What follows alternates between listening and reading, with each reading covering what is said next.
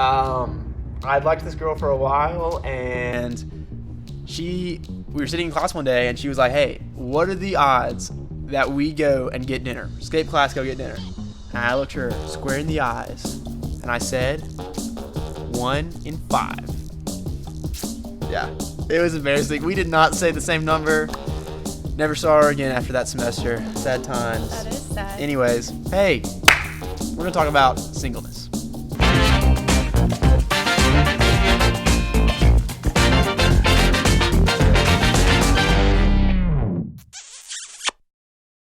What's up, student ministry? Welcome back to the Basics. It's me, Aleah, here with Ben, and today we're going to be talking about singleness. Make sure that you like this video, subscribe to our YouTube channel, comment what you like, turn on post notifications so you get notified every time we upload a video.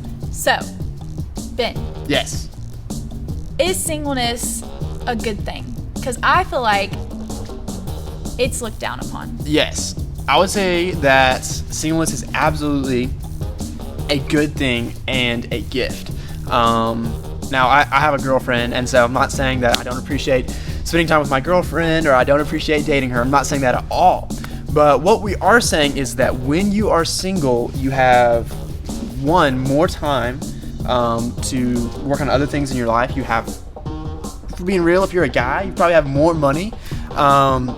You just have a lot more margin in your life to focus on other things. And so marriage is a gift. Dating can be a gift in a season, but singleness absolutely is a great time that I really feel like a lot of people try to just get through instead of really make the most of. Yeah, I know. I actually did that in middle school and all of high school, really. I was always searching for that next boyfriend or person that could just fill, I guess, the empty void that I was having. I just wanted someone to talk to. And so I know when I was younger, I did not look at singleness as a gift at all. And I am married now, but I started dating Logan when I was a sophomore. So went right out of middle school from having boyfriend after boyfriend, as much as you can date in middle school, you know, like seeing each other between classes and texting. But I went right out of that season into high school and dating Logan.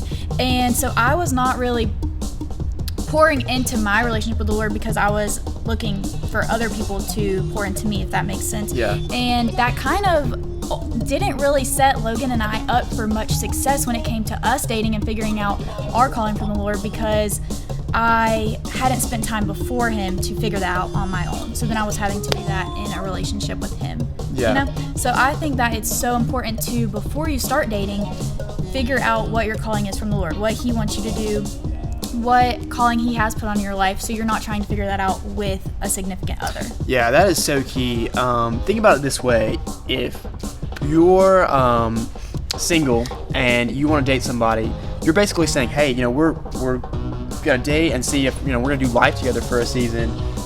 If you don't know where you're going, then you can't tell them where you're asking them to go. So it is so key that, you know, in your singleness, you need to kind of be figuring out, what does God want me to do with my life?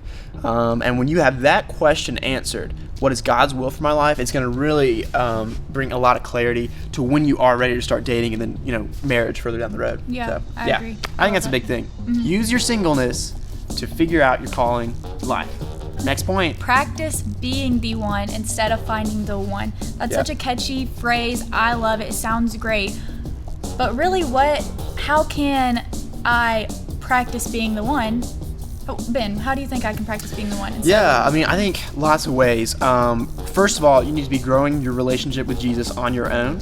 I think that's a really, really big one. I think also just learning, you know, what God's requirements are for marriage. You know, if you're a girl, what does it look like to be a godly wife? If you're a guy, what does it look like to lead in a relationship, be a godly future, you know, husband?